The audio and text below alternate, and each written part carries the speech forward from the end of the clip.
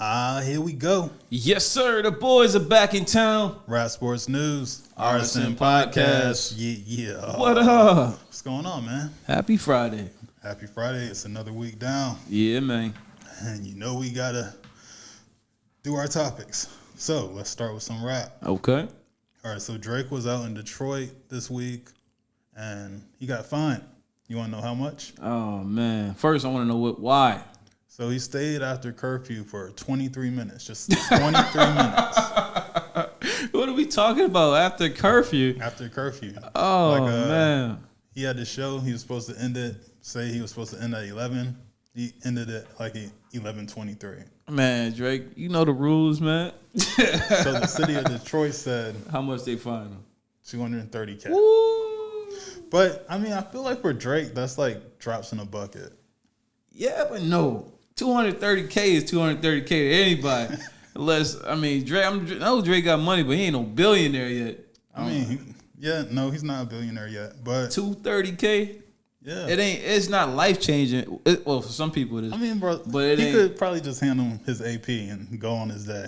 Okay, can he write it off in taxes or something like I got fined tax or something? I'm sure there's someone. Oh man, yeah. If he got to find a way to get that written off or something. I don't know. I just can't see 230K for a fine For 23 minutes. That is ridiculous. You need a lawyer. You're right. But yeah, all right. So we had someone that was outside this week. This week we got GloRilla outside. What's she up to? So basically, GloRilla tweeted that y'all hate every hood chick that makes it out the hood, and Miami agreed with her. Oh man, I mean, where did all this come from? Her second one was most guys prefer a hood chick over a classy chick. Oh man. All right, what are we talking about first? We got to address both of these. And third, she got called out by fans because she's not feminine enough. Okay. I can see that. I can see that. All right. What was the first one? All right, so she said that everybody hates on hood chicks that make it out the hood. All right, I can't say that because look at Cardi. Cardi gets a lot of hate, though. Look at Nicki. Nicki gets hate too. Dang,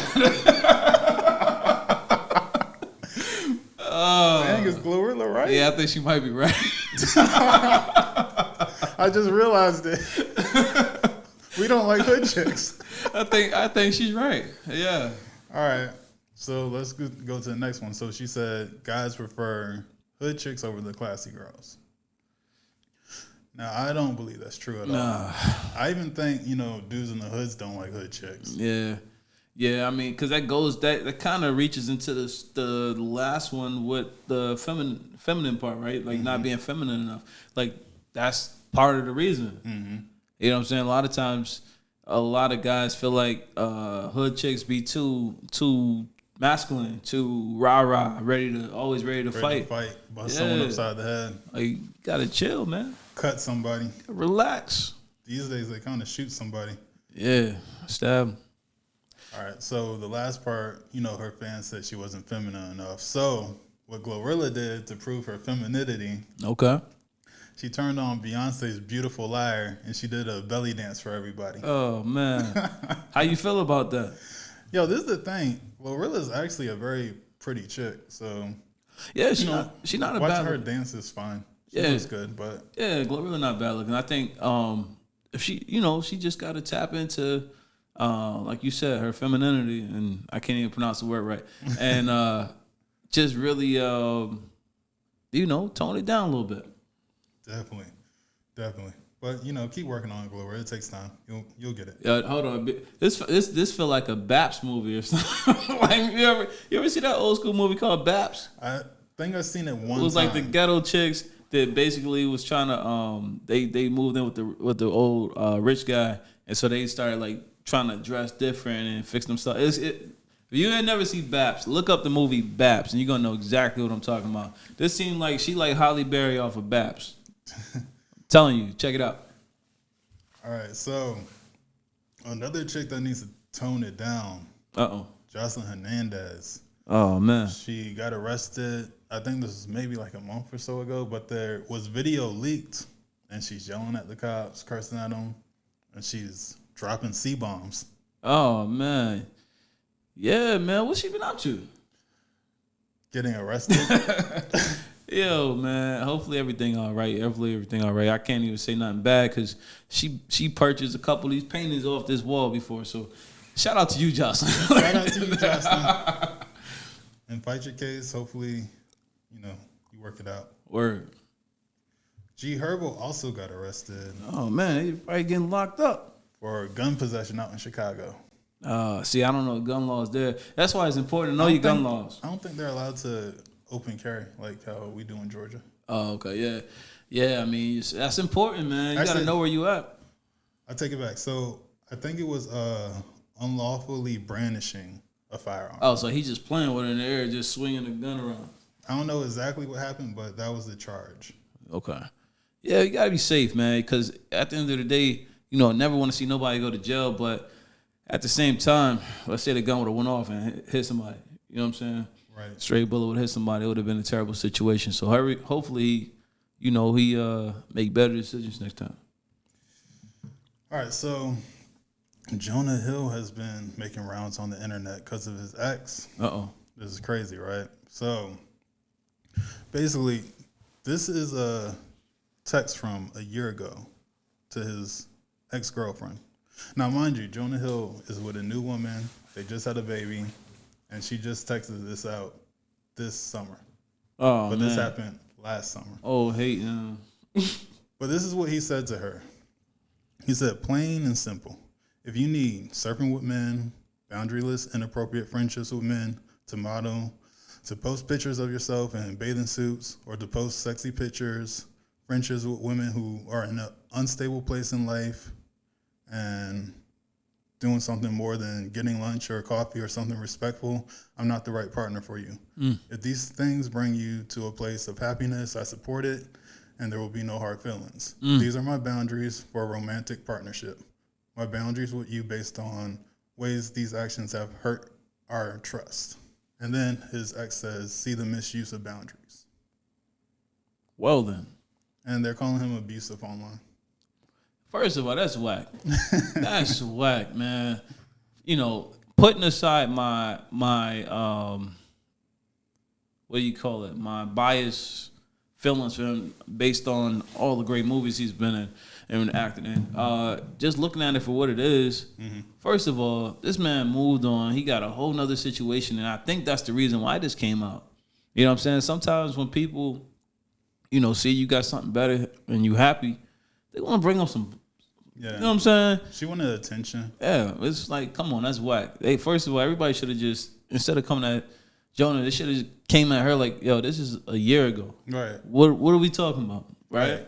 And then on top of that, it's like everything he said was wrong with. I don't understand what was wrong with what he said. So, all right. So I'm gonna talk about some of the points I've seen online that people have said. Right. All right.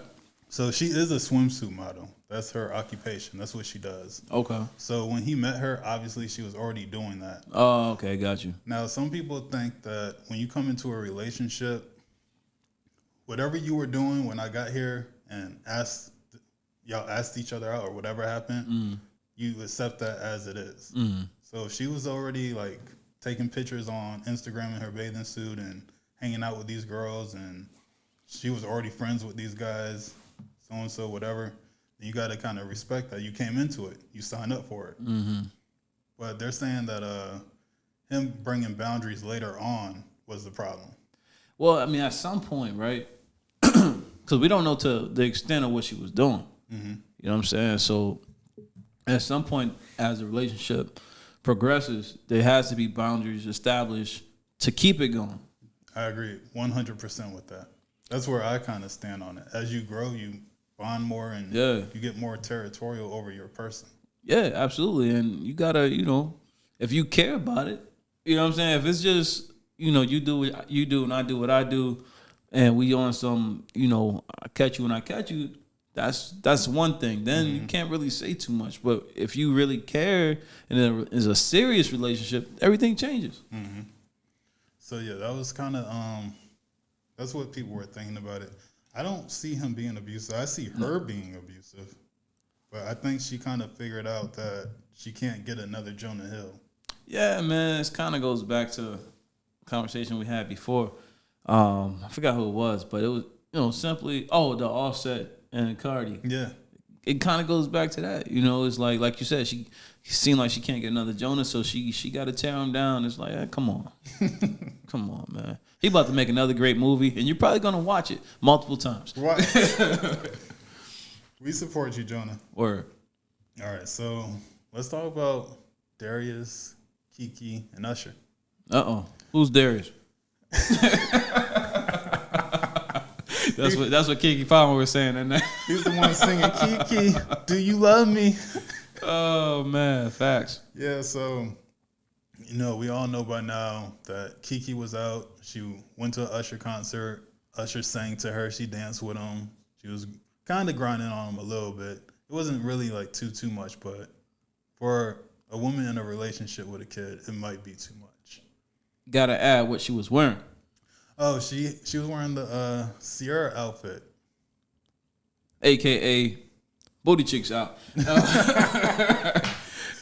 She had the cheeks out, yes. Come on, man. First of all, they're not married, right? They're not. No, I think they're just together. Just dating. Okay. Yeah. Okay. But they do have a kid together. They do have a kid together. Okay. All right. So let me paint the picture for everybody out there. All right. Keke Palmer. Everybody know who she is. Boyfriend, unknown suspect. She goes to the Usher concert. She goes on stage with Usher. Mm-hmm. She dances with Usher. She sings with Usher. She's wearing a see-through dress, outfit, whatever you call it. Mm. Grinded on Usher a little bit. And homie at home finding out on social media. How do you react? like how is he supposed to react to this? Yeah, he was heartbroken. He had actually put a tweet out where he said, "We live in a generation where a man of a family doesn't want his wife and mother to his kids to showcase their booty cheeks to please other people. He gets told how much of a hater he is. This is my family and my representation. I have standards and morals to what I believe. I rest my case." Yeah, man. I don't disagree with the dude. And at first I was gonna be like, maybe it'd be different because they're just dating versus being engaged versus being married and all that. But they got a kid together at the end of the day. They in a relationship. They got a kid together. And my thing is this: one, if he didn't know she went out the house like that, you know what I'm saying? And okay, let me rewind that. One, if based on what he said is true, they should already have something established, whereas she wouldn't be going out the house like that. Mm-hmm. You know what I'm saying? Like, out of respect for him, if I'm not with you, you not with me, and we going somewhere and you wearing that, that's one thing. But if you wearing that out there with your whole cheeks out, you know what I'm saying? Like, that's disrespectful in itself, beyond even dancing with Usher. So let me ask your opinion. So it was okay when Russell Wilson was with Ciara on the red carpet when she was wearing it? You said if you're going out. You said if you're going out together and they're wearing something like that. All right. I'm just curious about that. Let me retract this statement. What I mean by this is if they're both comfortable with it. You know what I'm saying? Like me personally, I wouldn't want her wearing that with me or without me out there. You know what I'm saying? That's for in the house. Yeah. Everybody, you know what I'm saying? I agree with everybody don't need to see that. Yeah. You know what I mean? That's taking it too far. Everybody don't need to see that. If you feel like you need everybody to see that, then you need to rethink the relationship, because then that means the attention you're getting at home is not enough. Mm-hmm. You know what I'm saying? You need everybody else to see it. She's so that's on that Aisha Curry. Word. So yeah, if you in a situation with the guy and he feel like, oh yeah, wear it out and y'all together, that's one thing. But for to wear it out and him not even know about it and then find out online, that's taking it a whole nother level. Yeah, I know that had to hurt him. But yeah, you know what it reminded me of? That episode of the Boondocks. Which one? Where Usher was messing with Tom's wife. Oh, I didn't even see it. You got to revisit it, man. Oh, man. Boondocks was right again. Oh man, Usher dirty now. Between the Boondocks and the Simpsons, we could just find out what's gonna happen next. Right. All right. So we had a pretty cool conversation this week. That was Drink Champs, I believe. Oh yeah. Where they were talking to Tony Yayo. Yeah. And him and EFN were talking back and forth about who was better between Biggie and Ice Cube. Yeah, with the storytelling. With storytelling. No, but actually, didn't EFN say he liked lyrics more from Ice Cube? Yeah. He did. What? Yeah, storytelling. But storytelling, basically. Yeah. So I'll let you kick that off, actually. All right. Yeah, man. I mean, I think it was a great topic. It was a heated debate, and I think this is, some people say this is a coastal debate, East Coast versus West Coast preference type of debate. I don't think so. I don't think so. Honestly, storytelling, Ice Cube or Biggie, it's a tough one because they're both up there as far as lyrics and storytelling, but I would say Ice Cube. Yeah, I go with Ice I would Cube say too, Ice Cube. Ultimately. Yeah. I always view Biggie more as just a lyrical rapper. He did tell really great stories, of course. Yeah. But most of his stuff was just him making really cool metaphors. Yeah. Oh yeah. Yeah, man. And I think Ice Cube, he just had a little bit more. You know what I'm saying? A little bit more. And he wrote for so many people. He wrote for NWA. Right. You know what I'm saying? That was one of the arguments. He wrote for all. Yeah. You know what I'm saying? Yeah. A lot of people. Think about that. He wrote for so many people. And it's not take away anything away from Big. Because Big is big. You know what I'm saying? You can't. He wrote for a lot of people too. Yeah, you can't replace that. He wrote for a lot of people too. But I would have to say Ice Cube. Yeah, I would go ultimately with Ice Cube. But I want to push the conversation further. Okay. Is he your favorite storyteller, though? No. I don't know. I have to think about that. I wouldn't say because I would say Nas. Yeah, Nas is great. I would say Nas is my favorite storyteller if I'm being honest. So I like J. Cole for his storytelling. I also like, even though I'm not a big fan of Eminem like that, I think Eminem might have been one of the best storytellers. And this is like major coming from me because like I have friends that if they see me giving M his props like this, they would be shocked. Okay. We used to go back and forth, one of my friends, about who was better between him and Nas. I always said Nas, of course. But when it comes to storytelling, I think M might have him. Have Nas? Yeah. Oh, okay, top 5 storytellers. Go. On the spot. So, I mean, of course, I got to go with Slick Rick. Yeah, I was going to say that. Outkast told amazing stories. Mm-hmm. Like I said, J. Cole, Eminem, Nas. That's 5. Wait. J. Cole, Eminem, Outkast, Nas. Who was the 5th?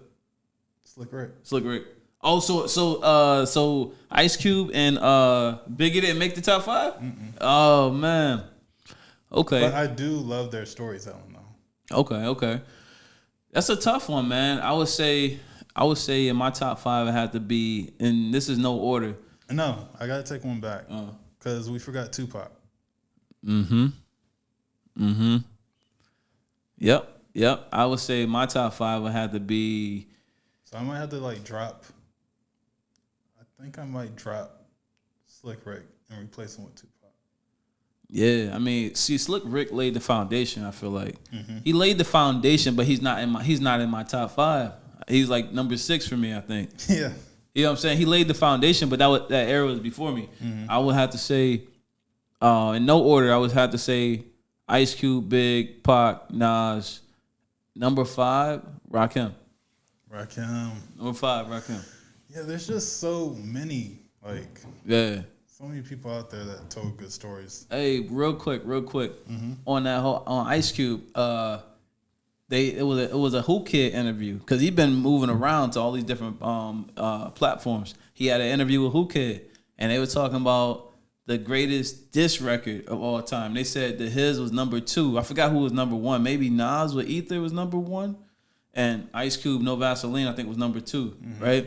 And so Ice Cube said, yo, not to take nothing away from Nas, but he went at a whole crew by himself. He felt like he had the hardest diss record. He was like, they ain't even make a record after that. What you think? Nah, Nas definitely had the hardest one. And I think Back to Back might be number 2. So it would over No push- Vaseline? Yeah. Oh. Because you remember when Back to Back came out? Yeah. It was everywhere. They It was played everywhere. It turned into a hit. Yeah, I never seen it turn into a hit. I never seen a. Well, yeah, it was bigger than that. I was gonna say that Jay's takeover.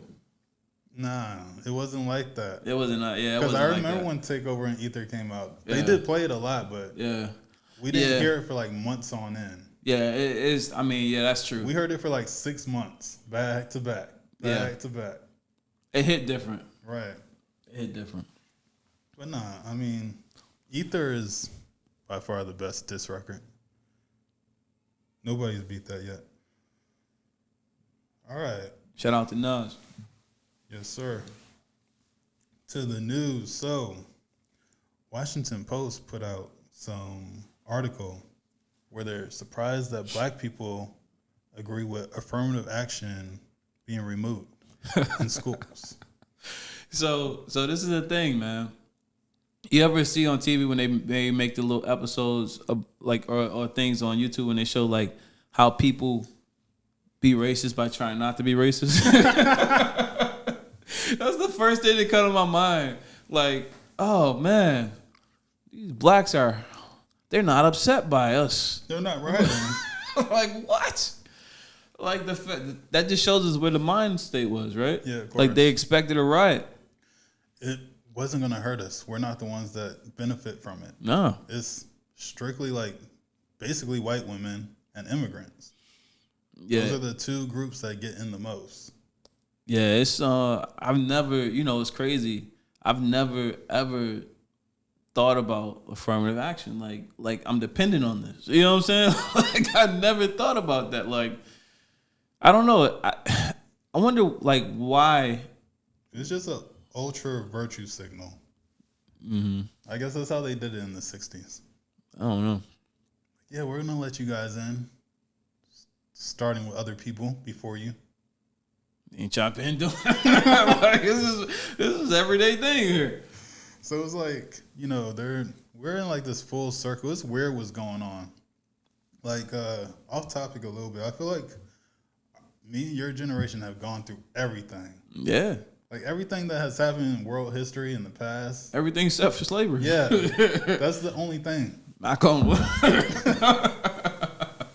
Like, not to be funny or anything or disrespectful at all. But literally everything but that. Yeah. So it's kind of crazy to watch.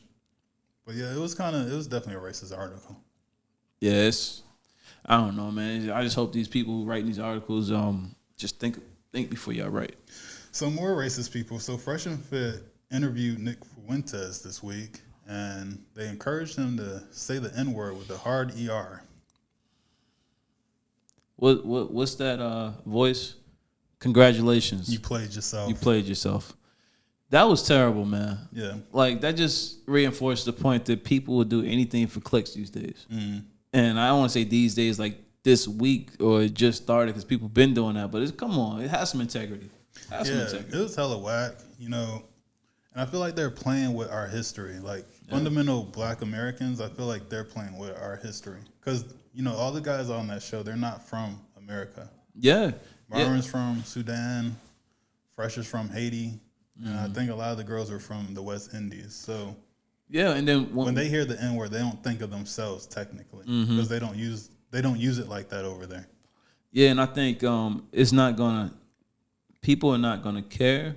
Like, they're not gonna care until they start losing the support from black people. You know what I'm saying? Like, if everybody black who watching that show just stop, then they'll be on something different. You know what I'm saying? Unfortunately, that's what it takes. But it's like, come on, man, that was super whack. I'm very disappointed to see that, but I'm not surprised. In today's day, I'm disappointed but not surprised. And then we also got to remember that we teach people how to treat us. So if you're sitting there and you're telling this little white kid, hey, go ahead and say the N-word, what are other Yeah, it's just gonna Other make people won't it's think. just gonna make more situations. It's just gonna make more situations. You got to think if you got a wide audience and multiple, all these people are watching this, and you're telling a known racist to say the N-word. What do you think he's gonna do? First thing he probably did when he was leaving, texting everybody, all his other racist friends, like, yo, I just, you know what I'm saying? I just said the N-word. They told me to do it. So go ahead, guys. It was like, come on, man. Yeah, it was crazy, man. So, we definitely gotta tread carefully on stuff like that.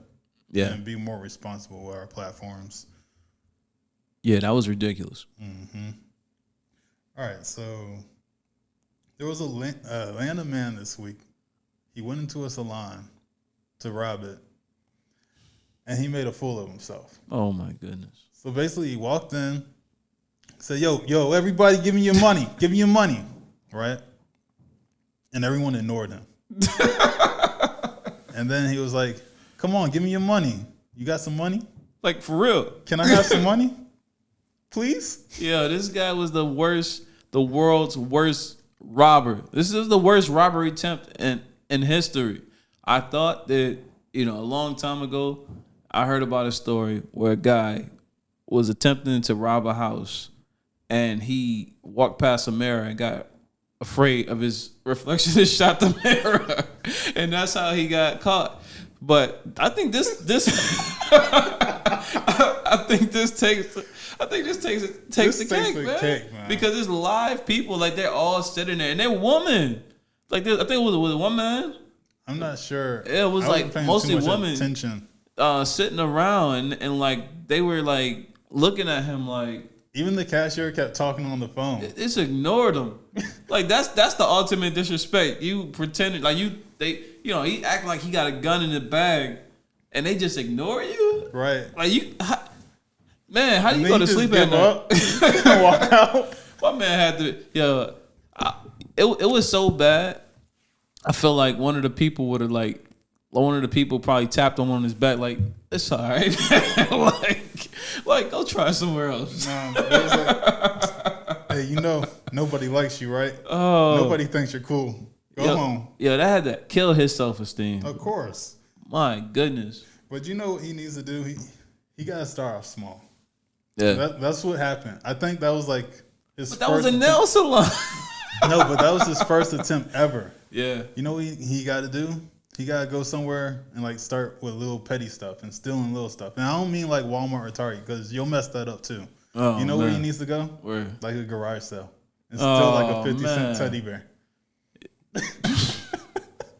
That's terrible. Or some sunglasses. He got to start small and work his way up. He got to build up his confidence. He got to change his voice. Hey, y'all, put your hands up. He was in there like, excuse me. Can I please have some money? Please? That's terrible. Please? Dang. Yeah, but that was definitely funny. I was afraid for him because I thought he was going to get robbed, trying to rob him. I thought he was about to get it. They might as well have jumped up and whipped his ass. Yeah. At least he would have felt better about it. All right, so let's jump into sports. Yes, sir. So Larsa Pippen says she's traumatized. Man, this is the dumbest. Okay. Let me rephrase this. This is ridiculous. Larsa Pippen, if you don't know, if you didn't see the last episode when we reported that she is dating Michael Jordan's son. And they asked Michael Jordan how he felt about the situation, and he said he didn't approve. Right.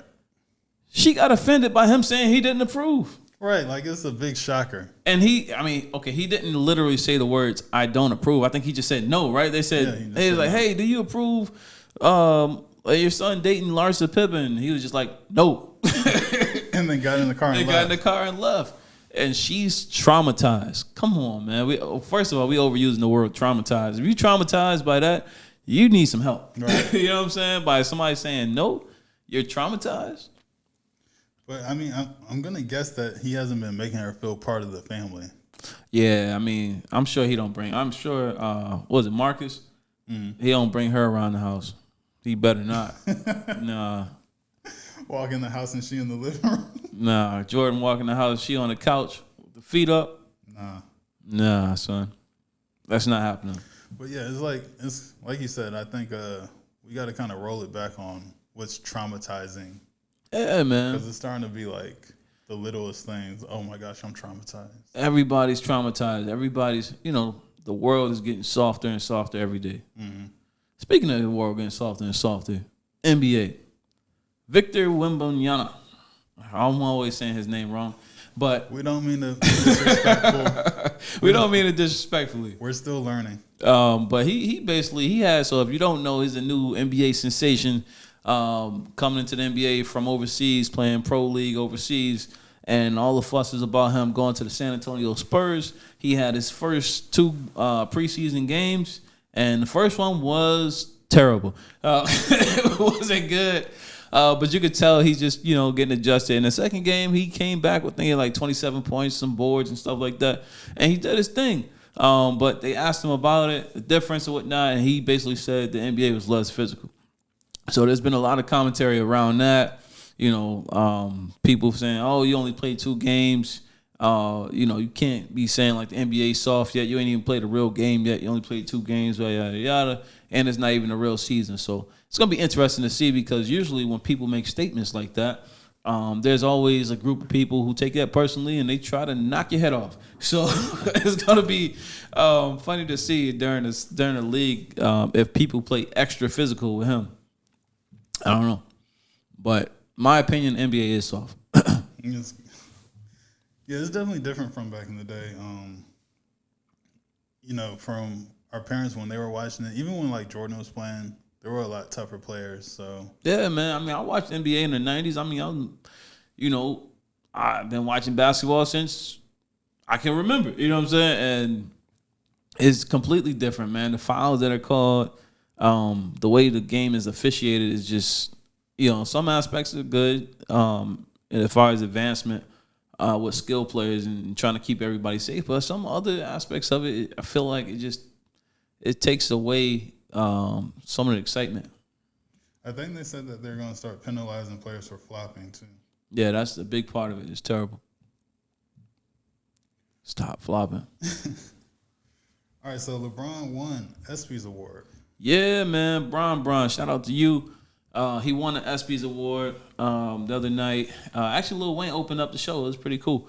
Mm-hmm. He once he won the award, he gave his speech and all that, and he basically addressed the question everybody been talking about that at the end of the season or at the end of the playoffs when they got swept, he hinted at retiring, and so he wanted to make the record clear. And he basically, in summary, said that once he felt like he couldn't give his all to the game because he doesn't like to cheat the game of basketball. So once he can't give his all to the game, he'll retire. He'll walk away from it. And he was like, he said, lucky for you, today. That's not today. So he's not retiring, and he wants us to thank him that he's not retiring. Okay, thank you, LeBron. And he's got a lot of backlash for that. Some people, don't care, but then a lot of other people like, yo, we know you're great. Show some humility. I don't know. What you think about that? I don't think that you have to necessarily be humble if you're self-aware. If you're not self-aware, you definitely need to be humble. But if you know what's going on and you know your talents, you know your worth, you know what you can do, what you can't do, if you don't feel like being humble, I feel like you don't have to. Yeah, I mean, Bron look, what he did for the game of basketball, nobody else has done except for a few people. Michael Jordan, Dr. J, Magic Johnson, Kobe, Allen Iverson, Steph Curry. It's like it's a select group of people who've done what he's done. Very small. And not too many people. Actually, only one person I think that I just named has played as long as he did. Kobe, because Kobe played 20 years. So, he's given his life, right? He's given his life to the game of basketball. Of course, he's financially paid off from it, not like he just gave it away for free, but he can't take away nothing from Bron. Now, if you were to say who deserves to say that, okay, here we go. Who deserves to say that more? Him or Jordan? So, definitely Jordan. Like I said, I think Jordan played in a way tougher era, and he broke down a lot of doors. So I gotta give him credit for that. but I think Jordan and Kobe could say it before he can. Yeah, no, for sure. Like I remember when Jordan like retired from the Bulls. Like that was like I didn't watch basketball the next 2 years, right? I remember when Kobe, rest in peace, his last game. I watched his last game, and that was tough. You know what I'm saying? That Mamba out, knowing we was never gonna see him on an NBA court again. Like that was emotional. Yeah. Now when Brown retired, that's gonna be sad too. But I feel like I'm not gonna be as sad as when Kobe and Jordan retired. It will sting, but not that much. Yeah. Yeah, so before we close out this show, we had a question from a supporter, Lou out in Jersey, wanted to know, why is there so many homeless people in Atlanta downtown? Oh, man. How do we start this? Yeah, so it's definitely crazy over time. You know, when you go downtown, you see it more and more now.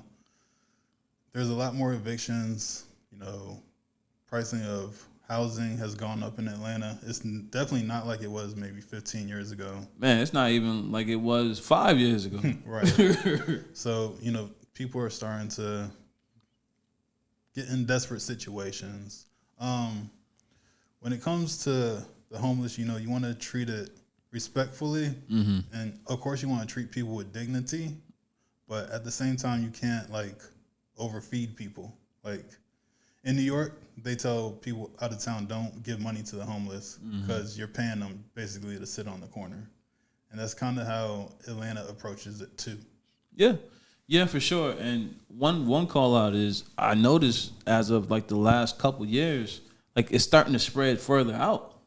Mm-hmm. You know what I'm saying? Like I start to see like further out in places where I would normally not see that. I see a lot more homelessness, you know, towards the north side. Mm-hmm. And me too. Yeah, there's a lot of that going on. And it's very unfortunate. First of all, you know, we pray for everybody. Hopefully, you know, situations to change and things to get better. We never want to see nobody homeless, right? But we definitely see that more and more. And the conditions and financial situations have increased. I mean, everything I think we talked about before. Like you go to this grocery store. All the items you used to spend add $6-7 to you. You know what I'm saying? To each individual item. Mm-hmm. You know, everything has gone up. So, yeah, I could definitely see how that can happen. And it's definitely a real thing that needs to be addressed. Oh, for sure. So, I don't know, maybe voting, maybe, I don't know what to do. It's a really big problem. It's not one answer to it, basically. Yeah. It's a big problem. I think, you know, it's going to take. Actually, I feel like it's going to take. A community of people, multiple people to come together. But it's ultimately going to take the government too. Mm-hmm. You know what I'm saying? It's going to take like the state of Georgia to do something about it. Because I see a lot of people out there that try to help, and I do my part all the time whenever I can. You know, from out. And it's not even about giving money. It's about, you know, helping feed. You know what I'm saying? If someone's hungry and you could tell, like, they need a milk, get them a pizza. Get them anything. You know what I'm saying? Like, if we all collectively... buy them the food. Yeah, we all collectively, if everybody chip in and do something, then it might not change the situation, but it can help get somebody through. All right. So, Luke from Jersey, thank you for your question. Yes, sir. Appreciate it. If any of you other guys have questions, go ahead and hit up me or hit up Slyce, and we'll get back to you about it. Yes, sir. All right, so anything else you want to add? No, man. I don't know, man. I feel like this summertime is going by super, super fast. Yeah, we halfway through it. Man, I'm looking forward to it's crazy because, and I'm looking forward to the rest of the year. I feel like we had a good year. I feel like the year has been, it has its ups and downs, but I'm kind of like, I'm happy for the summer. I had a good summer so far, but I'm actually looking forward to the fall for some reason. Yeah. Sports, different things. I've been feeling the same way. I don't know why either. I'm like, I can't wait till it gets cold outside. Yeah, I don't know. But that was random, but that was on my mind. Nah, that's a good one. All right, so guys, if you made it to the end of the show, we thank you. Make sure you like, comment, subscribe. My name's Canary Bounce. Slyce. We out of here, homie. Peace. Peace.